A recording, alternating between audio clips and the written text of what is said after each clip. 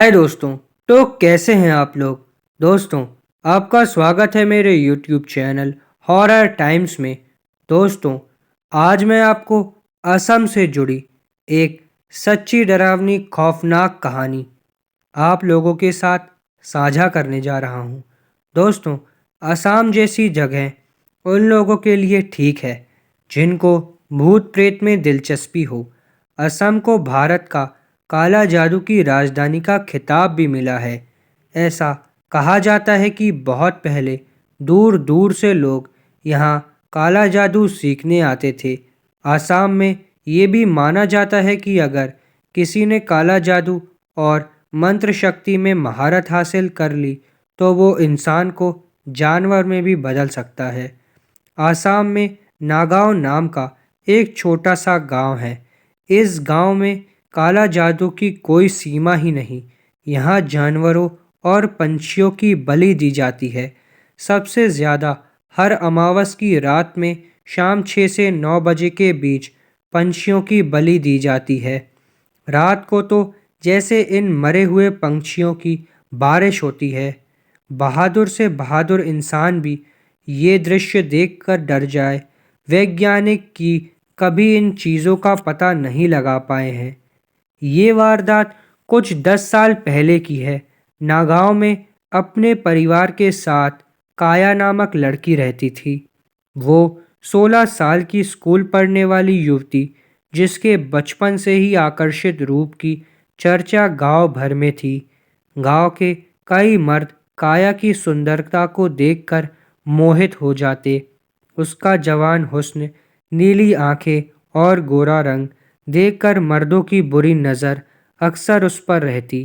एक दिन जब काया स्कूल से घर की ओर लौट रही थी, तब गांव के 4 आदमियों ने उसे अगवा कर लिया। अक्सर काया के आने जाने का समय उनको पता होता। वो 4 आदमी काया को एक छोटे से घर में ले गए और 4 दिन तक लगातार गलत काम किया। 4 दिनों तक उन चारों ने काया को बहुत नोचा और उस पर अत्याचार किया।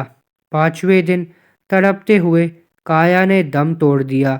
उन 4 आदमियों ने काया की लाश को उसी घर में जला दिया और उस घर को बंद कर दिया। गांव में किसी को भी पता नहीं चला कि इस दुर्घटना का काया की लाश जलकर कैसे राख हो गई। अगले दिन काया की आत्मा एक भयानक रूप लेकर अपने कातिलों से बदला लेने गांव में आ जाती है। अपने उन 4 कातिलों को मार डालती है। इतने पर भी काया की आत्मा नहीं रुकती। वो गांव वालों को भी अपनी मौत का जिम्मेदार समझाती है, क्योंकि गांव में किसी ने भी उसके गुमशुदा होने पर कुछ भी नहीं किया। आधी रात को जैसे जोर से रोना और हंसना, बम्बू की लकड़ियों का कटकर गिर जाना, पायल की आवाज़ और घरों की छतों पर पत्थर फेंकना, ये सब काया की आत्मा का आतंक हो चुका था। गांव वालों ने तांत्रिक को बुलवाया और तांत्रिक ने उसी घर में जहां काया की मौत हुई थी वहां जाकर तंत्र मंत्र किया और काया की आत्मा को वश में कर लिया। तांत्रिक ने एक अभिमंत्रित कील उस घर पर एक दीवार पर ठोक दी, जिससे काया की आत्मा उस घर में कैद हो गई। तांत्रिक ने गांव में सबको इस श्रापित घर से दूर रहने की चेतावनी भी दी। काफी सालों तक काया के आतंक से गांव मुक्त रहा। फिर एक दिन 2 सैनिक फैसल और किशन अपनी आर्मी की ट्रेनिंग खत्म करके अपने घर वापस जा रहे थे। रास्ते में नागांव से गुजरते हुए अपनी जीप अचानक से उसने उसी शापित घर के बाहर बदकिस्मती से बंद कर देते हैं। फैसल ने किशन से कहा, राहत बहुत हो चुकी है और दूर दूर तक कोई गांव वाला भी दिखाई नहीं दे रहा। किशन ने जवाब दिया, हाँ यार फैसल, ये तो बात तुम्हारी सच है। अब हमारी मदद कौन करेगा। साला आधी रात में ही गाड़ी को खराब होना था। वो दोनों बात कर ही रहे थे कि एक बुढ़ा आदमी हाथ में लाठी लेकर उनके सामने से गुजर रहा था। वो अपनी ही धुन में चल रहा था। किशन ने उस बूढ़े आदमी को रोका और कहा, अरे चाचा, यहाँ कोई कार मैकेनिक मिलेगा क्या? बूढ़े की नज़र उस घर पर पड़ती है और डरते हुए बोलता है कि यहाँ से जाओ जल्दी, इस घर के सामने खड़े मत होना। ये कहकर बूढ़ा तेजी से चलने लगा। फैजल और किशन ये सब देखकर हैरान हुए।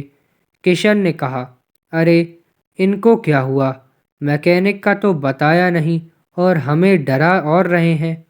फैजल की नज़र उस श्रापित घर पर पड़ती है और वो बोला, चल यार किशन, आज ही की रात इसी घर में गुजार लेते हैं, कल सुबह जल्दी निकल जाएंगे।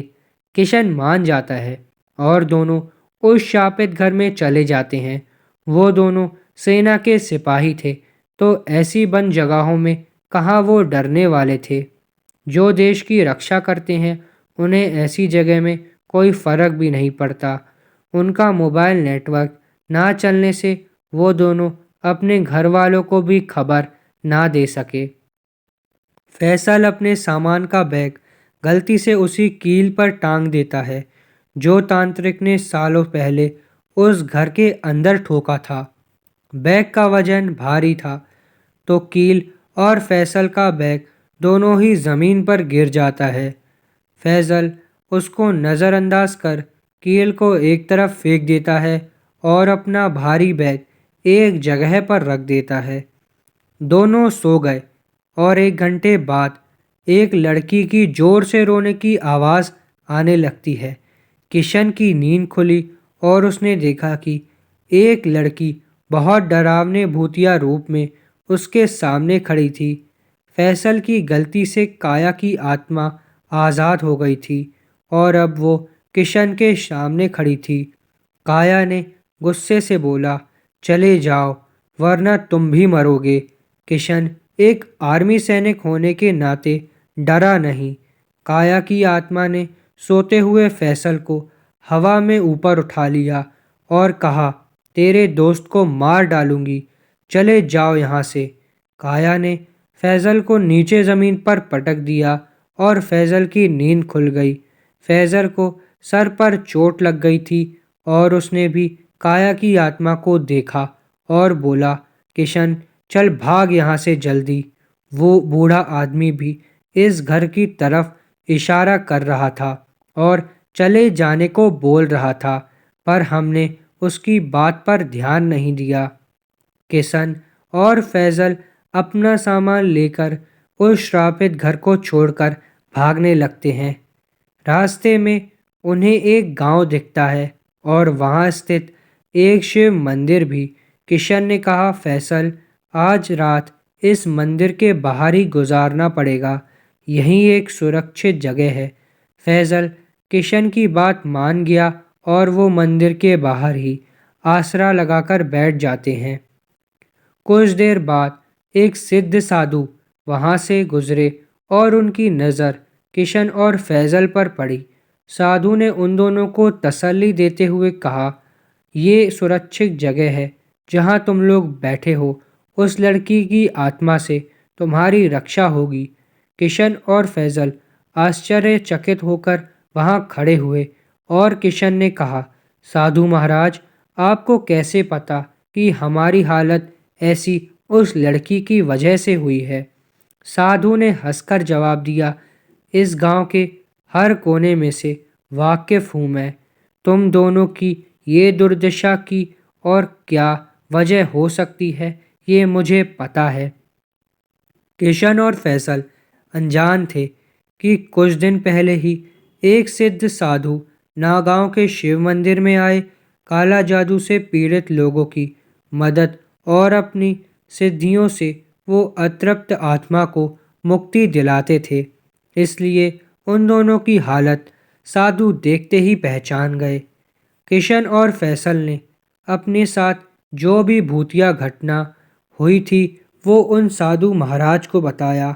साधु ने सब कुछ सुनकर कहा, हाँ, तुम दोनों इस नागाओं के भूतिया किस्सों से अनजान हो।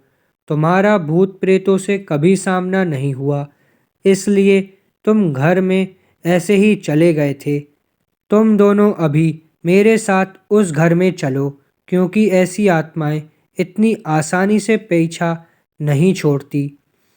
फैसल, किशन और साधु उस घर में चले जाते हैं। घर के अंदर जाते ही साधु की नज़र ज़मीन में गिरे उस कील पर पड़ती है। उस कील को हाथ में लेकर साधु ने अपने दिव्य दृष्टि से कील और उस आत्मा का रहस्य पता लगाया।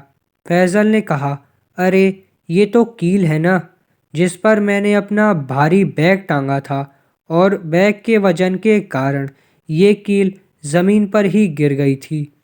साधु ने कहा, ये तो गलत हुआ और वो आत्मा आज़ाद हो गई। इस कील ने उसे इस घर में बांध रखा था। ये एक श्रापित घर है और इस श्रापित घर में कैद आत्मा का नाम काया है। साधु ने उस श्रापित घर और काया की दर्दनाक कहानी किशन और फैजल को बताई। किशन और फैजल सुनकर बहुत दुखी हुए। किशन ने साधु से पूछा, तो अब क्या किया जाए साधु महाराज? साधु ने जवाब दिया, एक उपाय है। फैजल ने कहा, आप जो कहो साधु महाराज, अब तो हम भी उस लड़की की आत्मा को मुक्ति दिलाना चाहते हैं। साधु ने कहा, जब किसी इंसान के मरने के बाद अगर उसके अंतिम विधि या श्राद्ध के पूरे नियम ना किए तो उसकी आत्मा भटकती है, और ये तो नाबालिग लड़की की आत्मा है। इससे पहले कि काया आतंक मचाना शुरू कर दे, उसके शरीर की राख और हड्डियां इसी घर में हैं। उन्हें ढूंढो और इस खाली कलश में डाल दो, और ये गंगा जल में उसी राख पर छिड़क कर बंद कर देना। साधु ने खाली कलश किशन को दिया और गंगा जल वाला कलश फैसल को। किशन और फैसल अपने मोबाइल की टॉर्च चालू कर काया की राख ढूंढने लगे, और दूसरी तरफ काया की आत्मा गांव में फिर से तबाही शुरू कर देती है। कुछ देर बाद उन दोनों को एक कोने में काया की राख और हड्डियां मिली। किशन ने काया की राख को खाली कलश में डाला और फैजल ने उस पर गंगा जल छिड़क दिया। इस काम को करते करते पूरी रात निकल गई और दिन भी चढ़ गया। दोनों उस कलश को साधु के पास ले गए। साधु ने कहा, अब हमें इन अस्थियों को जल में विसर्जित कर देना चाहिए, तभी काया की आत्मा को मुक्ति मिलेगी। साधु, किशन और फैजल गांव के शिव मंदिर में काया की आत्मा शांति के लिए हवन करते हैं, और फिर मंदिर के पीछे जो नदी में काया की अस्थि विसर्जन कर देते हैं।